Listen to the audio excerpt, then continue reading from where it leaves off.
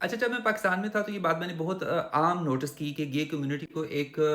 बहुत बड़ी इस तकलीफ से गुजरना पड़ता है कि माशरे का हर इंसान, स्पेशली हर मर्द, वो ये समझता है कि गे जो इंसान है या जो कोई ख्वाजा सराय या ट्रांसजेंडर है, वो तो दिन रात हर वक्त सुबह उठने के बाद सेक्स के बारे में सोच रहा है, और जब तक वो बिस्तर में रात को नहीं जाता वो सेक्स के बारे में सोच रहा है, और वो ये सोच रहा है कि मुझे हर लम्हा हर वक्त सेक्स की ज़रूरत है। हालांकि ये बिल्कुल सच नहीं है, क्योंकि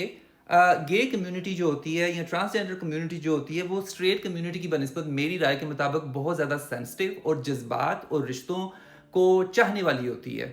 तो गे कम्युनिटी जो स्पेशली जब किसी मर्द के साथ सेक्स करना चाह रही है या सेक्स करती है, तो उस कम्युनिटी के अंदर सबसे पहले जो चीज़ वो जो चाह रही होती है वो ये कि मोहब्बत, इज़्ज़त और रिकग्नाइजेशन, क्योंकि उनको अपने ही घरों में वो प्यार, वो अहमियत ज़्यादातर नहीं मिल रही होती। तो इसलिए वो प्यार और अहमियत और इज़्ज़त वो हर वक़्त इस कोशिश में होते हैं कि शायद किसी बॉयफ्रेंड के ज़रिए या किसी दूसरे आदमी के ज़रिए हमें मिल सके। तो अगर आप उन हज़रात में से हैं जो ये सोचते हैं कि